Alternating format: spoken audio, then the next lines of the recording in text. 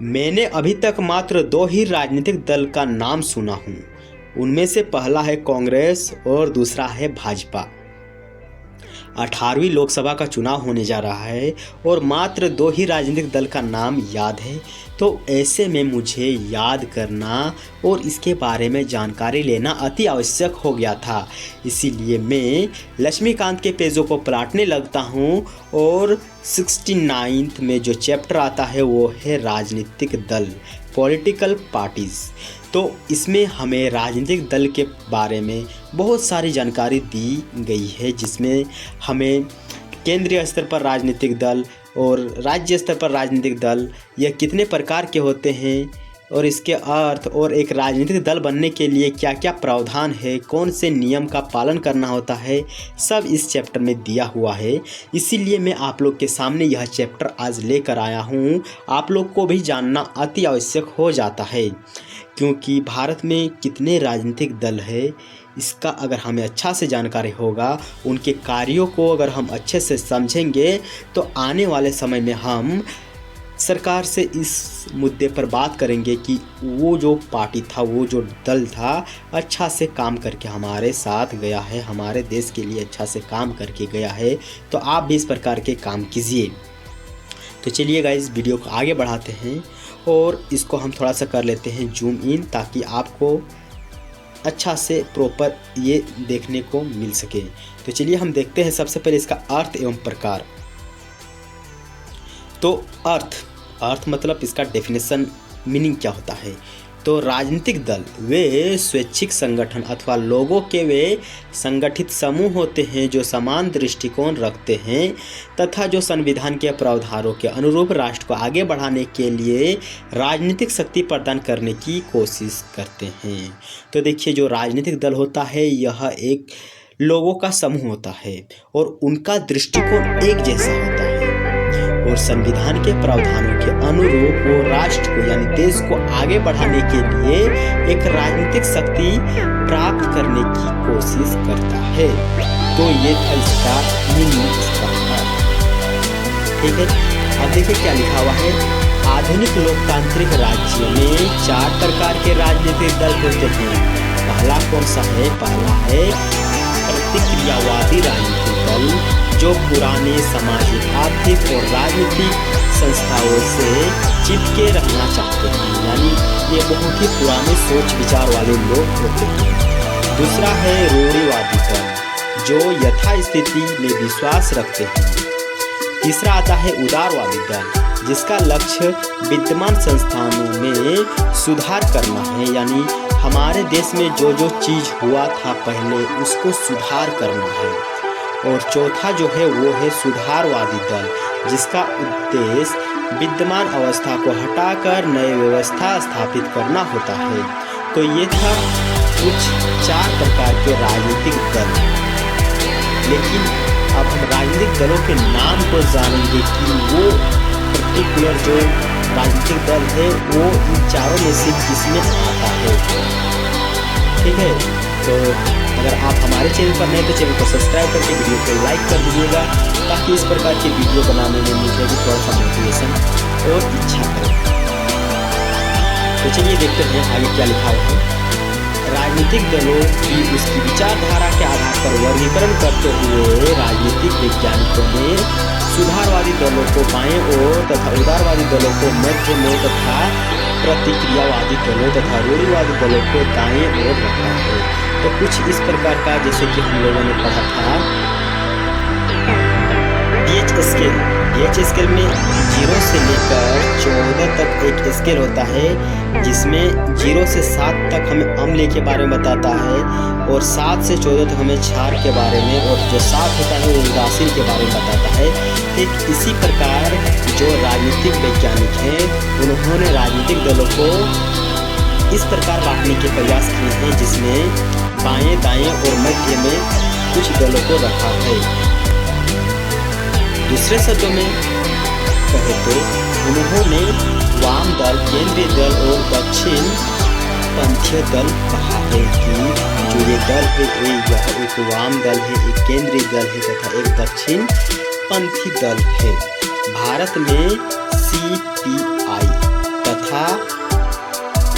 CPM वाम दलों के उदाहरण है। CPI और CPM वाम दल के उदाहरण है। कांग्रेस पंथी केंद्रीय दल तथा भाजपा दक्षिण पंथी दल के उदाहरण हैं। तो यहाँ से हमें क्वेश्चन देखने को मिल सकता है क्या कि जो कांग्रेस है वह एक वामपंथी दल है, वही भाजपा यानी भारतीय जनता पार्टी के दक्षिण पंथ के दल हैं।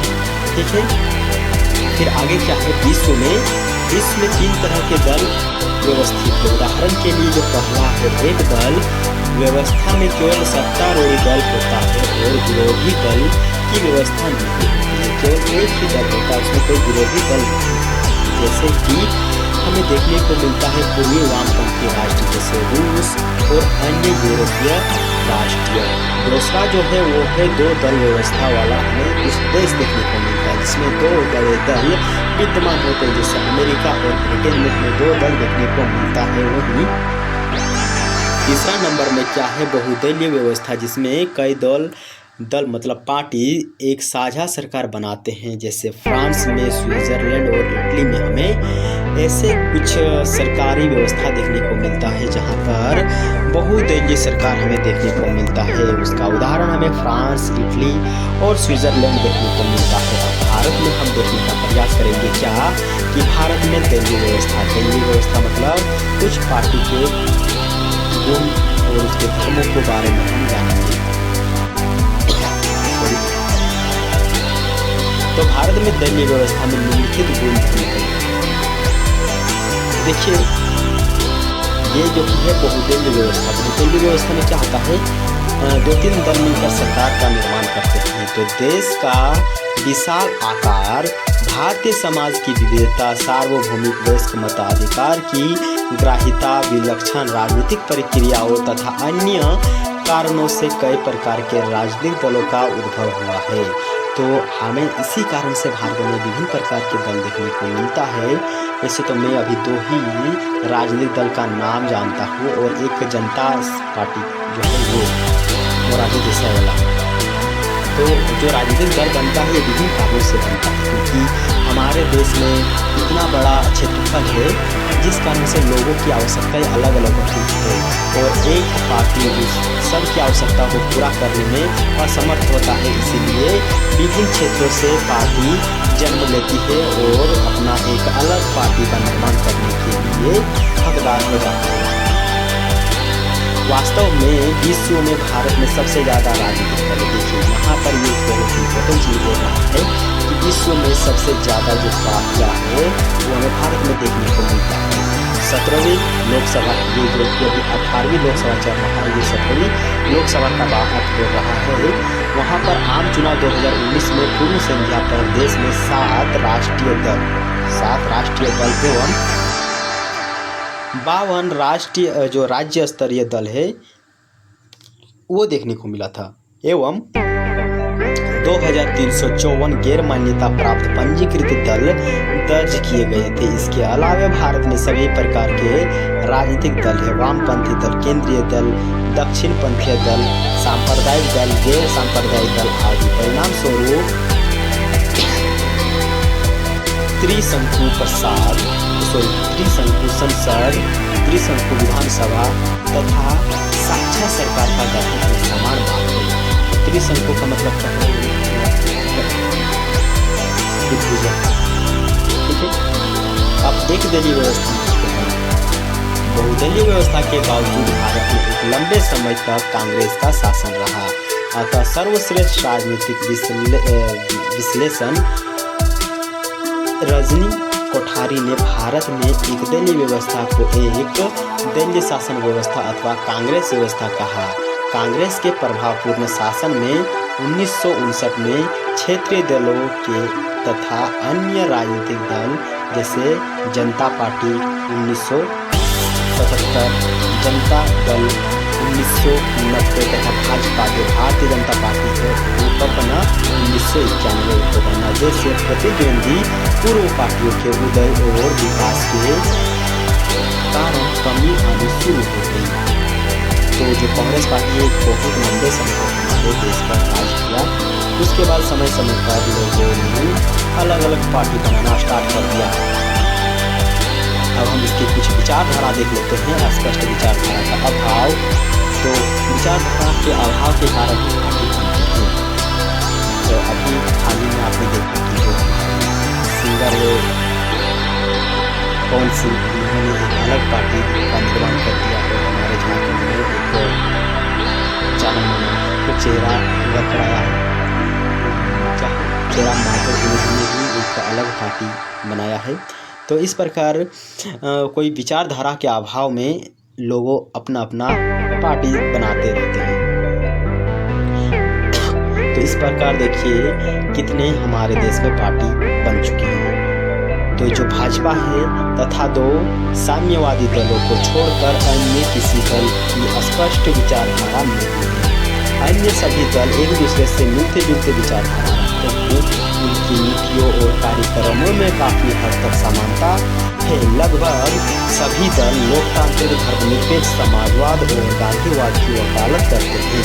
इसके अलावा सभी दल इसमें तथाकथित विचार धारावादी दल भी शामिल है। केवल शक्ति प्राप्त से ही प्रेरित होते हैं, यानी उन्हें सिर्फ क्या चाहिए, शक्ति चाहिए। एक बार अगर वो सत्ता पर आ जाते हैं, इसके बाद वो उसके 7-8 पुश्ते जो है बैठकर आराम से खाएंगे। तो उसके कोई विचारधारा नहीं होते हैं। अतः राजनीतिक विचारधारा की बजाय मुद्दे पर आधारित की गई है, ठीक है, और फलवादी के सिद्धांत का स्थान ले लिया है। ये तो था कुछ कारण जिसके कारण राजनीतिक दल बन पाते हैं।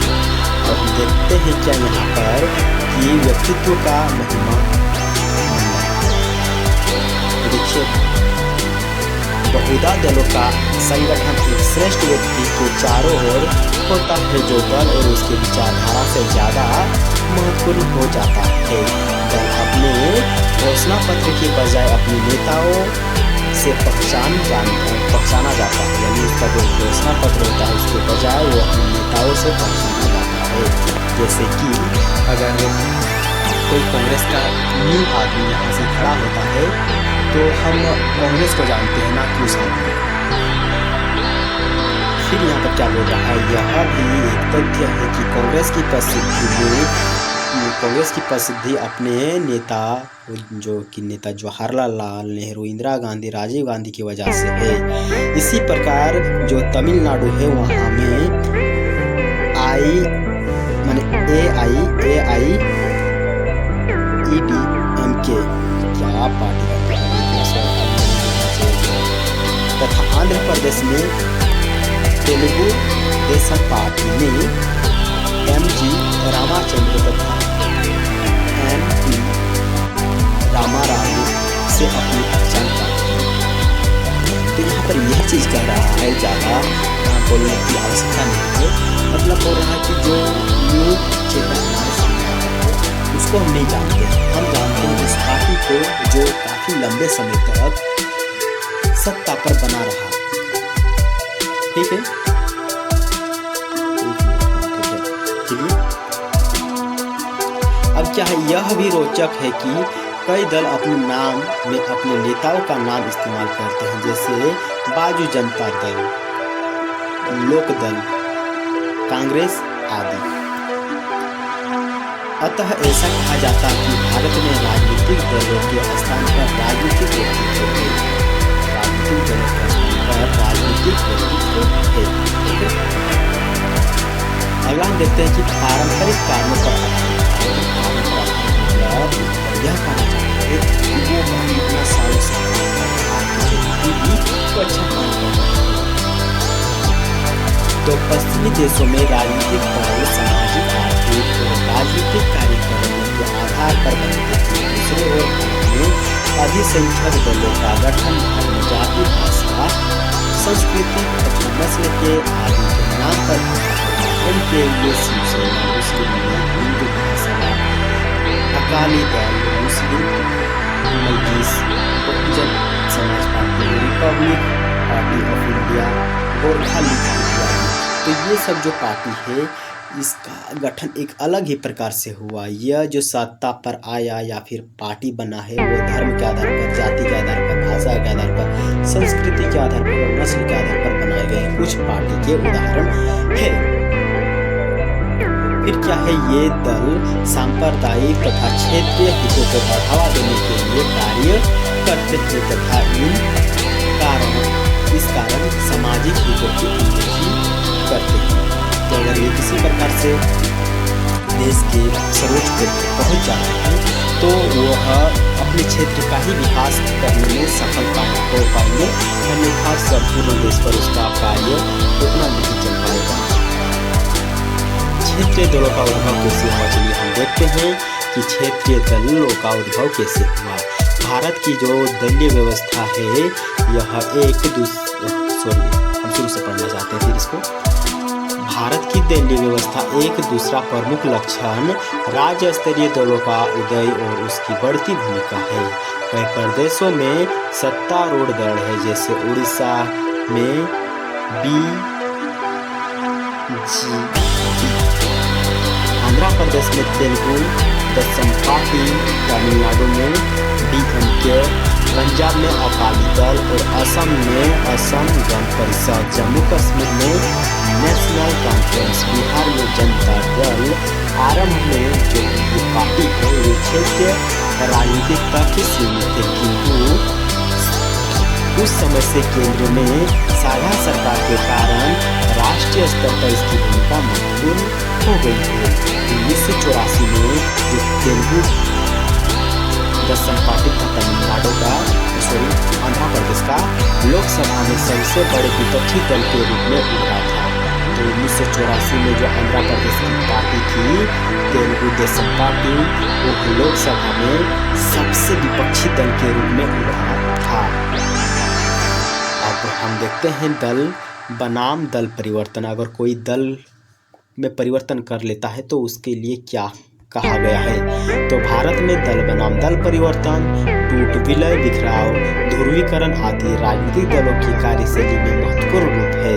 सत्ता की लालसा और भौतिकी वस्तु की लालसा के कारण जो राजनीतिज्ञ है अपना दल छोड़कर दूसरे दल में शामिल हो जाते हैं ताकि उसे अच्छा सुविधा प्राप्त हो सके, अच्छा माल मिल सके या नया दल बना लेते हैं। ठीक है। चौथे आम चुनाव 1969 के बाद दल परिवर्तन में काफी तेजी आई।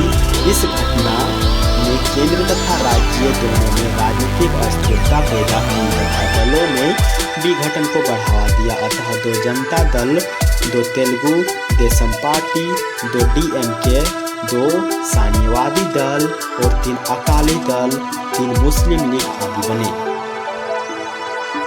चलिए अब हम देखते हैं प्रभावशाली विपक्ष का अभाव। भारत में प्रचलित संसदीय लोकतंत्र की सफलता के लिए प्रभावशाली विपक्ष अत्यंत आवश्यक है।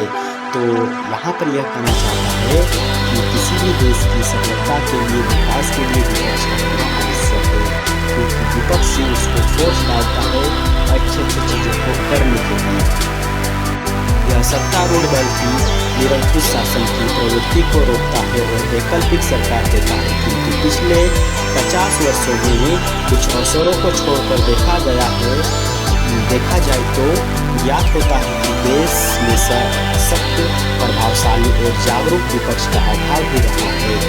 विपक्षी दल और अधिकार में क्या है, अगर विपक्ष को पार्टी बोलता है तो उसको जेल में ही डाल दिया जाता है, इसलिए यह कमजोर ही पड़ गया।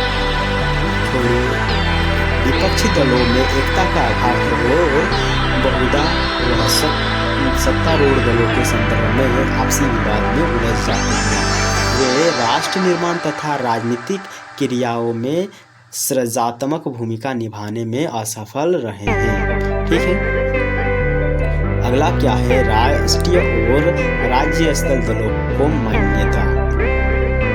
तो देखिए, निर्वाचन आयोग निर्वाचन के प्रायोजित हेतु राजनीतिक दलों को पंजीकृत करता है। और अगर आपने निर्वाचन आयोग के बारे में वीडियो नहीं देखे हैं तो डिस्क्रिप्शन पर लिंक आप जाकर देख सकते हैं, नहीं तो इस वीडियो के अंत में प्रोवाइड कर दूंगा। तो जो निर्वाचन आयोग है वही राजनीतिक दलों को पंजीकरण करता है, मान्यता देता है और उनकी चुनाव निष्पादन के आधार पर उन्हें राष्ट्रीय और राज्य स्तर के रूप में मान्यता प्रदान करता है। अन्य दलों को केवल पंजीकृत गैर मान्यता प्राप्त दल घोषित किया जाता है। ठीक है, आयोग द्वारा दलों को प्रदान की गई मान्यता उनके लिए कुछ विशेष अधिकारों के अधिकार का निर्धारण करता है, जैसे चुनाव चिन्ह का आवंटन, राज्य नियंत्रण, टेलीविजन रेडियो स्टेशन पर राजनीतिक प्रसारण हेतु समय का उपबंध और निर्वाचन सूचियों को प्रदान करने की सुविधा। यह इसका काम होता है, निर्वाचन आयोग का काम करता है। इसके अलावा मान्यता प्राप्त दलों को नामांकन के लिए केवल एक प्रस्ताव चाहिए। इसके अतिरिक्त इन दलों को चुनाव के समय 40 यानी स्टार प्रचारक रखने की अनुमति है। पंजीकृत परंतु मान्यता रहित दलों को बीच का मतलब स्टार प्रचारक रखने की अनुमति होता है, यानी आप 20 को स्टार प्रचारक के लिए अपने पार्टी के प्रचार प्रसार के लिए लोग रख सकते हैं। और क्या है, अपने दलों के इन उम्मीदवारों के लिए प्रचार करने वाले स्टार प्रचारक के यात्रा खर्चों को उम्मीदवारों के चुनाव खर्च में शामिल नहीं किया जाता है। ठीक है, प्रत्येक राजनीतिक दल को एक चुनाव चिन्ह प्रदान किया जाता है जो संपूर्ण देश में विशिष्ट उसके लिए आरक्षित होता है, यानी वह चुनाव चिन्ह संपूर्ण देश में और कहीं आपको देखने को नहीं मिलता है। इसी प्रकार प्रत्येक राज्य स्तरीय दल को एक चुनाव चिन्ह प्रदान किया जाता है जो उस राज्य या जिस राज्य में उसे मान्यता प्राप्त विशिष्ट यानी यूनिक होता है उसी के लिए आरक्षित होता है। दूसरे ओर कोई पंजीकृत गैर मान्यता प्राप्त दल शेष चुनाव चिन्हों को सूची में से चिन्ह का चुनाव कर सकता है। दूसरे शब्दों में कहें तो आयोग कुछ चिन्हों को आरक्षित चिन्हों के रूप में आधारित करता है जो मान्यता प्राप्त दल के अभ्यर्थियों हेतु होते हैं और अन्य शेष चिन्ह अन्य अभ्यर्थियों हेतु होते हैं। ठीक है, अब हम देखेंगे क्या कि राजनीतिक दलों के रूप में मान्यता के लिए क्या क्या दशाएं हैं, यानी अगर कोई राजनीतिक दल बनना चाहता है तो उसकी क्या क्या दशा हैं। तो इससे पहले अगर आप इसका PDF चाहते हैं तो फिक्स IAS टेलीग्राम चैनल से जाकर आप इसको डाउनलोड कर सकते हैं। चलिए देखते हैं वर्तमान में 2019 में एक दल को राजनीतिक दल के रूप में तब मान्यता दी जाती है जब वह निम्नलिखित जो योग्यता होती है कर पाता है। तो पहला क्या है, यदि वह लोकसभा व विधानसभा के आम चुनाव में 4 अथवा 4 से अधिक राज्यों में वैध मत का 6% मत प्राप्त करता है तथा इसके साथ वह किसी राज्य या राज्यों से लोकसभा के 4 सीटें प्राप्त कर लेता है, यानी आपको लोकसभा या राज्यसभा के चुनाव में जो 4 राज्य है उससे 4 से अधिक राज्यों में आपको 6% मत यानी वोट लेना होगा तथा इसके साथ ही वह किसी राज्य या राज्य से लोकसभा के 4 सीटें प्राप्त कर सकता है। दूसरा क्या है, दूसरा यह है कि कोई दल राजनीतिक दल की मान्यता प्राप्त करता है यदि वह लोकसभा में 2% स्थान जीतता है तथा ये सदस्य 3 विभिन्न राज्यों से चुने जाते हैं।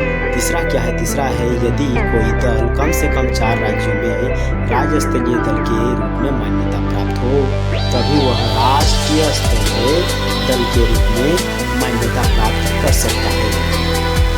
राज्य स्तरीय दलों की मान्यता के लिए दशाएं, तो जो राज्य स्तर के दल होते हैं, पार्टीज होते हैं, तो उनको मान्यता देने के लिए कौन कौन से दशा होते हैं के लिए ये देखिए वर्तमान में यानी 2019 में एक दल को राज्य स्तरीय दल के रूप में तब मान्यता दी जाती है जब वह निम्नलिखित अर्हताएं पूरी कर लेता हो।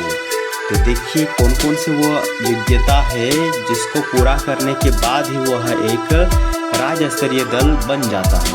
चलिए देखते हैं।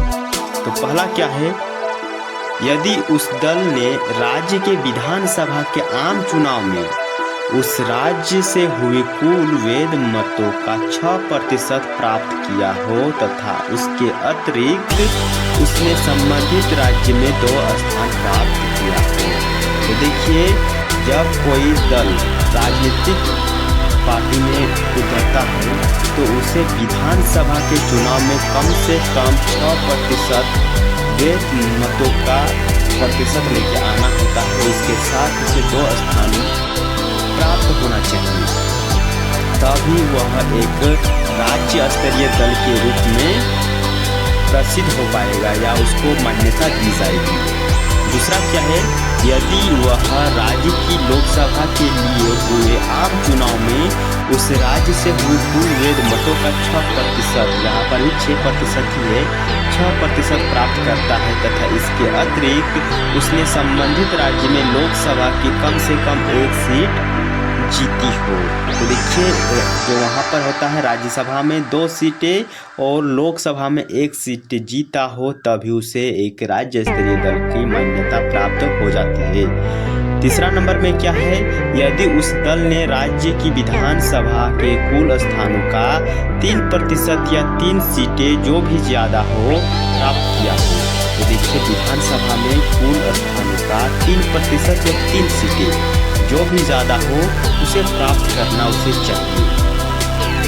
चौथा नंबर में क्या है, यदि प्रत्येक 25 सीटों में से उस दल ने लोकसभा की कम से कम 1 सीट जीती हो या लोकसभा के चुनाव में उस संबंधित राज्य में उसे जो विभाजन से कम इतनी सीटें प्राप्त की हो। इतनी का मतलब यहाँ पर है कि कम से कम 1 सीट उसको मिल जाना चाहिए। 5वां नंबर क्या है, यदि यह राज्य के लोकसभा के लिए हुए आम चुनाव में अथवा विधानसभा चुनाव में कुल वेद मतों का 8% प्राप्त कर लेता है।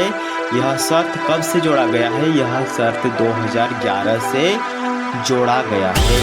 ठीक है, तो ये तो था राज्य स्तरीय दल बनने के लिए कुछ नियम कानून। अब चलिए हम देखते हैं कि इसी से रिलेटेड कुछ हमें अन्य जानकारी भी दी गई है। आम चुनावों में राजनीतिक दलों के प्रदर्शन के आधार पर मान्यता प्राप्त दलों की संख्या परिवर्तन होती रहती है।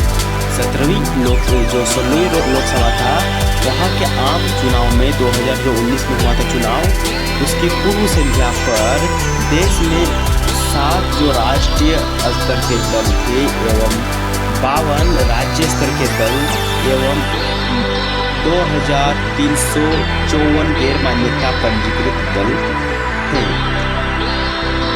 अब चलिए इस बार का चुनाव में देखते हैं कितने राज्य स्तर के दल हमारे सामने आते हैं, कितने राज्य स्तर के एवं कितने गैर मान्यता प्राप्त हैं, सभी को हम कवर करेंगे। इसीलिए आप इस चैनल को सब्सक्राइब करके वीडियो को लाइक कर दीजिएगा।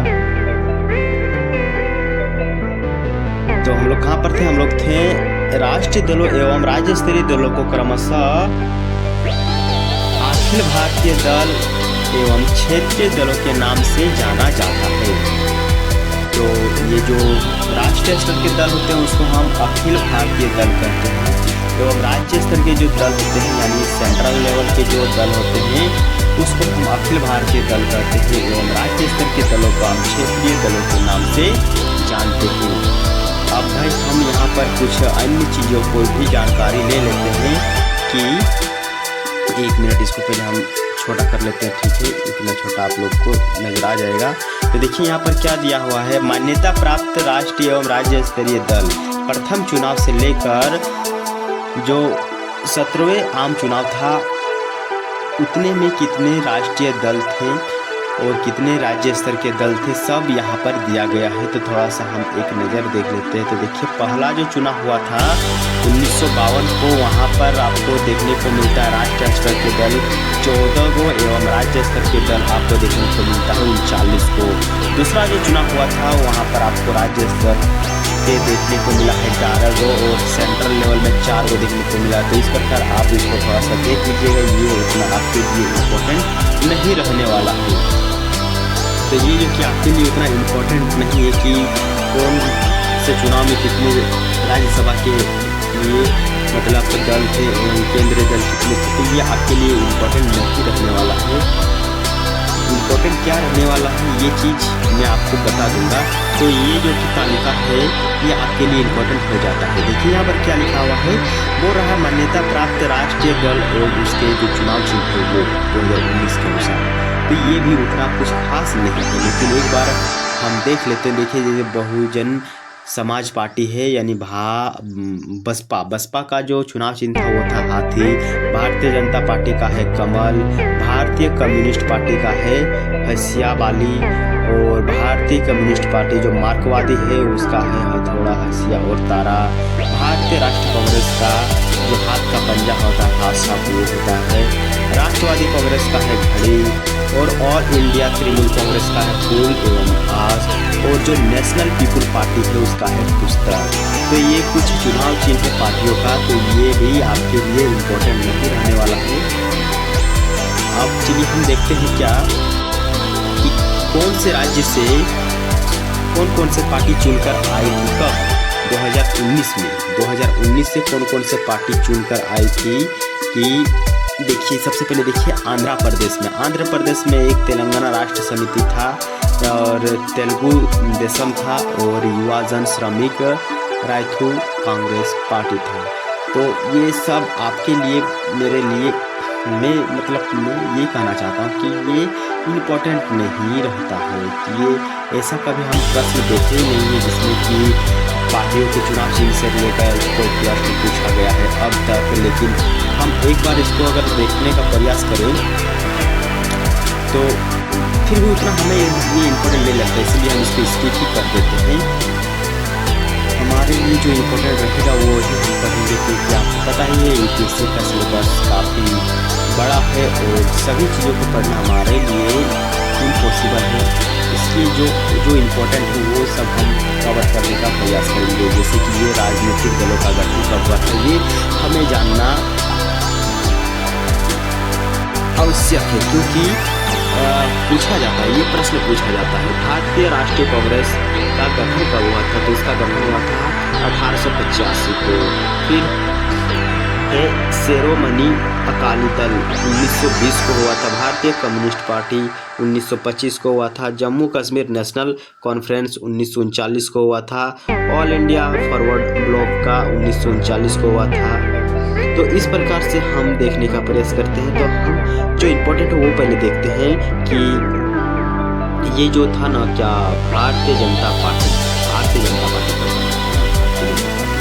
देखिए भारतीय जनता पार्टी 1980 को बना था। भारतीय जनता पार्टी 1980 को बना था। और तृणमूल कांग्रेस हम लोग देख लेते हैं तृणमूल कांग्रेस जो कि पश्चिम बंगाल है ना, तृणमूल कांग्रेस और हाँ इसका अगर आप वीडियो चाहते हैं तो टेलीग्राम चैनल पे फिक्स आप डाउनलोड कर लीजिएगा। तृणमूल कांग्रेस हम लोग अभी ढूंढ रहे हैं people's party of Arunachal Pradesh. तो ये सब गठन दिया गया है, आप लोग थोड़ा सा पढ़ लीजिएगा। झारखंड विकास मोर्चा ये हमारे ही राज्य से है। आम आदमी पार्टी ये फिर इम्पोर्टेंट हो जाता है। आम आदमी पार्टी 2012 को बनाया गया था और नेशनल पीपुल्स पार्टी हो गया।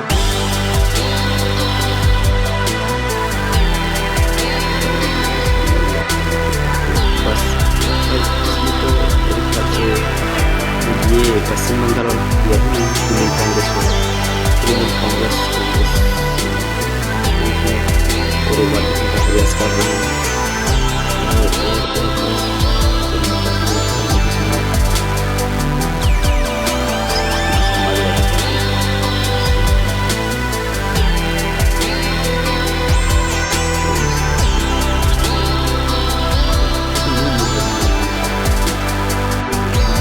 कोई बात नहीं, अगर आपको कोई मिल जाता है आप लोग देख लीजिएगा।